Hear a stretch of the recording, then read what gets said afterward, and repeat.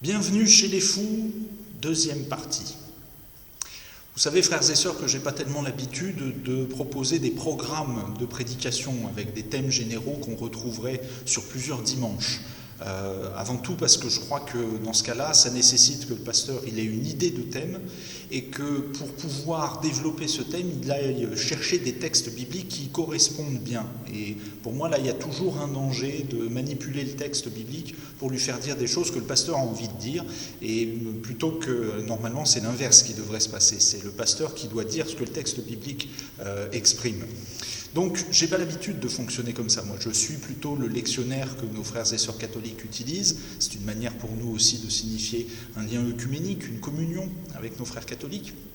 Mais alors, vous voyez que lorsque je suis tombé sur le texte d'aujourd'hui, ce passage de l'évangile de Jean au chapitre 3, je n'ai pas pu m'empêcher de découvrir là encore cette folie dont on a déjà parlé la semaine dernière.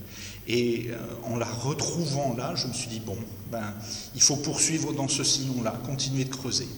Seulement, autant la semaine dernière, c'était d'une manière un peu légère que j'ai pu parler de cette folie, parce que c'était une folie vis-à-vis du monde, c'était les autres qui trouvent les chrétiens un petit peu fous. Là, objectivement, je n'ai pas pu m'empêcher de me sentir moi-même directement concerné par la gravité et la profondeur de la folie de ce dont Jésus parle là. Il y a un message complètement fou qu'il nous adresse et pour lequel il faut vraiment qu'on travaille ensemble pour en prendre conscience, pour se laisser travailler justement par cette parole, par l'action du Saint-Esprit en nous, pour la recevoir. Je suis conscient du fait que, spontanément, on pourrait trouver que ce passage n'est pas si fou que ça. Quand on lit certains versets, rappelez-vous, Jean 3,16, que je vous relis maintenant. En effet, Dieu a tant aimé le monde qu'il a donné son Fils unique afin que quiconque croit en lui ne périsse pas, mais qu'il ait la vie éternelle. Et puis le verset qui suit tout de suite. Dieu, en effet, n'a pas envoyé son Fils dans le monde pour juger le monde, mais pour que le monde soit sauvé par lui. Entendre ça, c'est entendre un message plutôt positif a priori, pour lequel il ne faut pas nécessairement être fou pour se dire « oh ouais, c'est vachement sympa comme truc, moi je veux bien y aller là-dedans ». Pour bien comprendre alors la folie de tout ça, je crois qu'il est nécessaire de recontextualiser ce passage, non seulement dans l'évangile de Jean lui-même, mais aussi plus généralement dans le cadre de pensée théologique et spirituelle qui était celui de Jésus et de son interlocuteur. Je parle de son interlocuteur, venons-en justement donc au contexte dans l'évangile de Jean ici. Nous sommes au chapitre 3 de l'évangile de Jean. Dans ce chapitre, Jean nous raconte la rencontre entre Jésus et Nicodème. Nicodème, c'était un chef religieux juif, un membre du tribunal religieux du Sanhédrin, le fameux tribunal qui a condamné Jésus à mort et l'a amené à être crucifié. Ça nous permet de faire une première petite remarque ici. Nicodème est donc venu voir Jésus. Nicodème, membre du Sanhédrin. Eh bien, ça veut bien dire que l'évangile, c'est pas un scénario de film un peu manichéen où il y aurait les gentils d'un côté, les méchants de l'autre. Non, l'évangile, c'est un message pour la vie concrète, la vraie vie, celle que nous menons tous, où il n'y a pas des gens tout blancs et des gens tout noirs comme ça, et où on arrive si facilement que ça à faire la part des choses pour tout le monde. Ici, en l'occurrence, on doit comprendre, nous, que le Sanhédrin, il n'était pas composé que d'affreux jojos, complètement fermés, verrouillés, durs de cœur, obtus, et qui ne pouvaient que forcément condamner Jésus, tellement ils étaient fermés face à lui, qui était vraiment l'homme libre, gentil, etc. Non, on voit bien que, ne serait-ce que Nicodème, mais d'autres encore, étaient vraisemblablement interpellés par ce que disait Jésus. Et si Nicodème est venu voir Jésus de nuit, comme Jean nous le dit au début de son chapitre, c'est pas parce qu'il avait peur, c'est pas parce qu'il voulait rester caché et que personne ne le sache. Je crois que c'était plutôt parce qu'il voulait bénéficier d'un moment privilégié avec Jésus pour avoir une conversation approfondie avec lui, parce que lui-même était habité par des questions profondes dont il voulait entendre ce que Jésus en pensait. Mais alors, voilà que Jésus lui dit des propos complètement inouïs et déroutants. Vous vous en souvenez sans doute. En vérité, je te le dis. À moins de naître de nouveau, personne ne peut voir le royaume de Dieu. En vérité, je te le dis, à moins de naître d'eau et d'esprit, on ne peut entrer dans le royaume de Dieu. Jamais personne n'a dit des choses comme ça. Alors, qu'est-ce que vous voulez? Nicodème, il se met à poser les questions que, au fond, nous tous, nous nous posons. Par rapport à Dieu, par rapport au salut, par rapport au royaume de Dieu. C'est comment faire pour y accéder? Comment faire pour s'ouvrir à ça? Quelle est la recette? Comment ça marche, en quelque sorte? Oui, cette question-là, nous nous la posons tous. Et il se trouve que Jésus forme une réponse à partir de là, à ces comment, dont le texte que nous avons entendu fait partie. Et donc il va nous falloir comprendre cela dans cette articulation. C'est une réponse à ce comment faudrait-il faire. Et on va voir que justement, elle a de quoi un petit peu sabrer tous nos espoirs de trouver des réponses à ce comment. Et plus généralement encore, ce texte, toute cette histoire-là, tout ce dialogue entre Jésus et Nicodème, il ne faut pas oublier le cadre théologique, le contexte spirituel dans lequel ça se pose, et que le passage du 2e livre des Chroniques que nous avons entendu nous aide aussi à repréciser. Je vous relis les versets du début de ce que nous avons entendu dans 2 Chroniques 36, à partir du verset 14. « Tous les chefs des prêtres et le peuple multiplièrent eux aussi les infidélités, en imitant toutes les pratiques abominables des nations. Ils rendirent impure la maison de l'Éternel, celle qu'il avait consacrée à Jérusalem. L'Éternel, le Dieu de leurs ancêtres, leur envoya très tôt et sans se lasser des messagers, car il voulait épargner son peuple de sa propre demeure.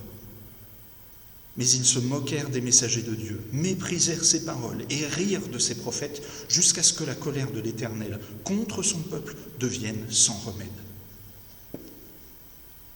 Cette situation qui est décrite là à la fin du livre des Chroniques, elle est aussi valable pour nous maintenant, frères et sœurs.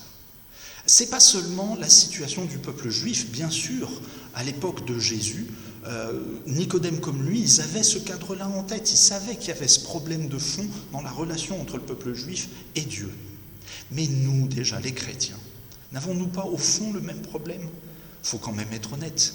Si tous les chrétiens, depuis 2000 ans que nous sommes là, nous avions tous eu un comportement profondément transformé par l'annonce de l'Évangile, une vie bouleversée, retournée complètement par le Saint-Esprit, si nous adoptions des comportements de la non-violence, de la liberté par rapport à l'argent, etc., le pardon, comme on dit, mais vous ne croyez pas qu'au bout d'un moment, beaucoup de gens se seraient dit « mais il faut s'ouvrir à ça absolument ». Or, voyons où nous en sommes, nous sommes bien obligés de reconnaître qu'on n'y est pas encore, on n'a pas tellement avancé là-dessus. Mais même, oublions la question simplement des chrétiens. Le monde dans son ensemble, regardons autour de nous, malgré un certain nombre de chrétiens qui justement ont cherché à vivre tout ça de manière profonde et ont interpellé leurs contemporains. François d'Assise, Martin Luther, Mère Teresa, Dietrich Bonhoeffer et j'en passe, des chrétiens de tout horizon qui ont pu ainsi être des témoins malgré ces témoins-là. Comment va notre monde ? Est-ce qu'on est vraiment dans une société en général composée de gens naturellement bons, rationnels, des gens qui comprennent qu'il faudrait coopérer les uns avec les autres, ne pas se juger a priori, et puis essayer de ne pas chercher d'abord à être mus seulement par le profit, mais faire vraiment le bien pour les générations autour de nous. Autrement dit, des gens qui n'auraient absolument pas besoin de Dieu, pas besoin de se repentir, pas besoin de trouver une référence par rapport à laquelle mesurer combien leur comportement pose problème. C'est pas le cas, frères et sœurs. On le voit bien aujourd'hui. La situation dans laquelle nous sommes, elle est quand même vraiment très problématique. C'est grave, oui, c'est très grave. C'est d'une gravité telle que c'est certainement pour ça d'ailleurs que Nicodème est venu voir, avec cette urgence, avec ce besoin d'en parler profondément avec Jésus, à qui il reconnaissait certainement une autorité pour pouvoir en parler. C'est la gravité même aussi que Paul évoque dans le passage de la lettre aux Éphésiens que nous avons entendu. Je vous en relis un tout petit passage, au tout début de ce que Paul dit. C'est une petite phrase qui a l'air de rien comme ça. Nous qui étions morts en raison de nos fautes, il nous a rendu la vie, Dieu, etc. Nous étions morts. C'est ça la situation, frères et sœurs. C'est ça qu'il faut regarder en face. C'est une question de vie ou de mort. Si nous considérons vraiment qu'en Dieu se trouve la vie, que la relation avec lui détermine la vie véritable, eh bien, se couper de lui par le péché, c'est s'ouvrir à la mort. Il n'y a pas autre chose. On est en face d'une question aussi profonde et importante que ça. Ça va bien au-delà de simplement l'équilibre économique ponctuel de tel ou tel État, même de tel groupe d'États. Ça va au-delà de la santé écologique de notre monde. Ça va au-delà de la sécurité sanitaire. Il y va de notre vie éternelle. C'est de cette gravité-là qu'il faut partir, frères et sœurs, de la gravité de cette situation-là, pour vraiment comprendre le fond du message évangélique. Parce que si au fond ce n'était pas aussi important, si l'enjeu n'était pas vital, comme on vient de le dire, mais alors, comment voulez-vous comprendre cette célèbre phrase de Jésus ? Dieu a tant aimé le monde qu'il a donné son Fils unique. Pourquoi donner son Fils unique ? Pourquoi un acte aussi radical, aussi terrible que celui-là, l'engageant d'une manière aussi déterminante, aussi profonde et douloureuse, si c'est pour quelque chose qui au fond n'était pas si grave que ça ? Non, vous voyez, il y a là quelque chose qu'il nous faut aller regarder de manière très très précise et très approfondie. Je le ferai au moyen d'un avertissement et de 2 étapes ensuite. Tout d'abord, commençons par l'avertissement. Il y a, je crois, un danger à appréhender l'Évangile à l'envers, en quelque sorte, ce qui nous amène à édulcorer la situation de gravité dans laquelle nous nous trouvons. Jésus nous le dit ici, Dieu a tant aimé le monde. Dieu aime le monde. Paul ne dit pas autre chose dans le passage des Éphésiens que nous avons entendu, de sa lettre aux Éphésiens. Réécoutons simplement ce qu'il nous dit là. Dieu est riche en compassion à cause du grand amour dont il nous a aimés. Ok. Mais nous partons de cela et, fort de cette vérité-là, nous courons trop souvent le risque de ne pas bien entendre ce que signifie l'Évangile, ce que vient en dire Jésus lui-même, ou de n'en retenir qu'une partie. Prenons un exemple. La fameuse phrase « Dieu a tant aimé le monde qu'il a donné son Fils unique, afin que quiconque croit en lui ne périsse pas, mais ait la vie éternelle. » Très très souvent, je l'ai observé chez beaucoup de chrétiens, on entend tout spontanément plutôt « Dieu a tant aimé le monde que tout le monde a la vie éternelle ». Ce n'est pas ce qui est écrit, ce n'est pas ça que Jésus vient nous dire. Autre exemple avec la phrase suivante. Dieu, en effet, n'a pas envoyé son Fils dans le monde pour juger le monde, mais pour que le monde soit sauvé par lui. Alors nous en tirons la conclusion que, puisque Dieu est amour, il n'y a pas de jugement. En Jésus, personne n'est jugé et on passe par-dessus ça. Je ne crois vraiment pas que ça soit ce que cette phrase vient dire. Je pense tout d'abord que ce qu'elle signifie, prioritairement, c'est que le jugement n'appartient pas à Jésus, mais il appartient à Dieu le Père. Et il y en a bel et bien un. La preuve, le verset suivant, tout simplement. Celui qui croit en lui n'est pas jugé, mais celui qui ne croit pas est déjà jugé, parce qu'il n'a pas cru au nom du Fils unique de Dieu. Nous voyons bien qu'on parle bien ici très clairement d'un jugement. Mais c'est là que nous en arrivons donc à ce qui peut apparaître complètement fou, presque insupportable pour nous, dans l'affirmation de Jésus. Reprenons un petit peu ça. Dieu a tant aimé le monde qu'il a donné son Fils unique, afin que quiconque croit en lui ne périsse pas, mais ait la vie éternelle. Et encore, juste après, celui qui croit en lui n'est pas jugé, mais celui qui ne croit pas est déjà jugé, parce qu'il n'a pas cru au nom du Fils unique. Il insiste sur un élément qui détermine finalement le jugement, c'est la foi, frères et sœurs. Ce n'est pas des œuvres, ce n'est pas des choses bien ou mal qu'on aurait faites, ce n'est pas nos qualités personnelles, c'est notre foi. Le problème, c'est que Paul ne dit pas autre chose. Lorsque nous l'entendons dire « C'est par la grâce que vous êtes sauvés, par le moyen de la foi. Et cela ne vient pas de vous, c'est le don de Dieu. Ce n'est pas par les œuvres, afin que personne ne puisse se vanter. » Vous voyez, frères et sœurs, il faut quand même prendre conscience de ça. Nous sommes dans une situation très très grave. Spontanément, nous voudrions trouver ce qu'il faut faire et on vient nous expliquer que non, il n'y a pas grand-chose à faire. Parce que la foi n'est pas une œuvre, elle est la réponse de l'œuvre de Dieu, la réponse à la grâce de Dieu. Ça n'est pas au départ quelque chose que nous avons en main. Au départ, il y a cette espèce de gouffre incroyable de la grâce de Dieu, complètement presque arbitraire. On ne peut pas la comprendre. Mais si j'ose dire, c'est presque un soulagement d'ailleurs. Parce que si on pouvait le comprendre, on trouverait finalement des justifications.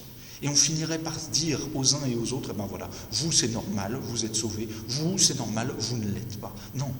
La seule chose que Jésus vient nous dire à ce moment-là et en conséquence, c'est l'amour de Dieu. La seule chose qui explique tout ça, c'est que Dieu est amour. Donc vous voyez, frères et sœurs, ça c'est vraiment une remarque importante, je crois, qu'il nous faut faire pour bien comprendre comment fonctionne l'Évangile. Souvent, nous prenons la chose un peu à l'envers, c'est-à-dire, Dieu est amour, donc il n'y a pas de jugement. L'Évangile vient dire les choses dans l'autre sens. Il y a un jugement, mais le juge est amour. Et cette affirmation de l'amour de Dieu, le fait que ce juge soit amour, m'amène à tirer une deuxième conclusion comme avertissement à tout ce que nous disons là. Et ça nous fait avancer encore un petit peu dans la folie du message de l'Évangile. Reprenons ce qui est dit au tout début par Jésus, dans son entretien avec Nicodème, pour bien comprendre cette chose absolument incroyable. C'est que le lieu où s'exécute le jugement, c'est en même temps le lieu où siège le juge, le trône sur lequel il est. Ça reprend à rebrousse-poil tout ce que nous pouvons imaginer sur nos notions de justice, sur ce que ça doit être tout ça. Écoutez, parce qu'on ne le comprend pas spontanément peut-être. Et tout comme Moïse a élevé le serpent dans le désert, il faut aussi que le Fils de l'homme soit élevé, afin que quiconque croit en lui ne périsse pas, mais qu'il ait la vie éternelle.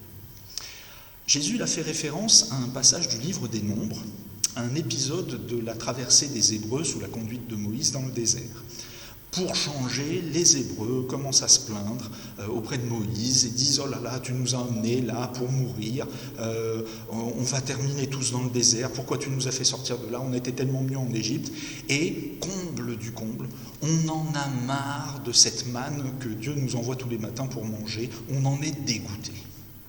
Face à ce comble-là d'ingratitude, Dieu envoie des serpents qui viennent mordre finalement les Hébreux, et les Hébreux meurent dans le désert. En réponse à l'appel à l'aide que les Hébreux adressent à Moïse et que Moïse lance vers Dieu pour intercéder pour eux, Dieu dit, voilà, construis un serpent en airain, pose-le sur un bâton, et puis tous ceux qui seront mordus par le serpent regarderont vers le serpent, et en regardant ce serpent, ils seront guéris. C'est donc une figure pour dire, voilà, le mal par lequel nous provoquons des choses catastrophiques, mais dont nous sommes responsables et dont nous souffrons les premiers, l'enjeu c'est d'oser aller le regarder en face. Et quand on le regarde en face, on peut en guérir. Jésus vient dire, eh bien moi je vais prendre la place de ce serpent, je vais prendre la place de ce mal, pour qu'on le regarde en face et qu'on comprenne qu'il faut changer. Mais quand on pense encore plus que le serpent, c'est la figure de ce par quoi le péché est entré dans le monde, celui qui a fait la rupture de relation entre Dieu et l'homme dans le récit de la Genèse, c'était un serpent, la source même du péché. Est-ce qu'on mesure vraiment ce que Jésus est en train de dire? Je me mets à la place du serpent. Je vais assumer de prendre sur moi tout ce qui devrait être pris sur le serpent, et en fait sur vous au final, parce que vous l'avez écouté lui plutôt que Dieu. C'est complètement incroyable. Or, le problème, c'est que Paul, par exemple, il ne dit pas autre chose. Dans sa deuxième lettre aux Corinthiens, vous vous souvenez peut-être dans le chapitre 5, « Celui qui était sans péché, Dieu l'a fait devenir péché pour nous. » Or, s'il y a bien une chose qui ne peut pas rester devant Dieu, c'est le péché. Jésus vient prendre ça sur lui. Dieu, le juge amour, décide de prendre sur lui toute cette sentence pour nous en libérer, pour nous en délivrer. Frères et sœurs, franchement, est-ce que nous, les êtres humains, on aurait été capables d'inventer un truc pareil, alors que spontanément, notre être religieux nous amène, avec nos faux dieux, à être dans le marchandage, dans la discussion, pour finalement avoir toujours nous-mêmes la main sur la relation. Ici, nous sommes complètement dépossédés de cette chose-là. En fait, c'est Dieu, lui, par amour, qui prend tout en charge et qui prend tout sur lui. Ce qu'il nous faut donc, c'est oser y croire. Oser flanquer par terre tout notre orgueil, toutes nos prétentions à faire quelque chose par nous-mêmes. Oser nous ouvrir à ce que nous avons devant nous.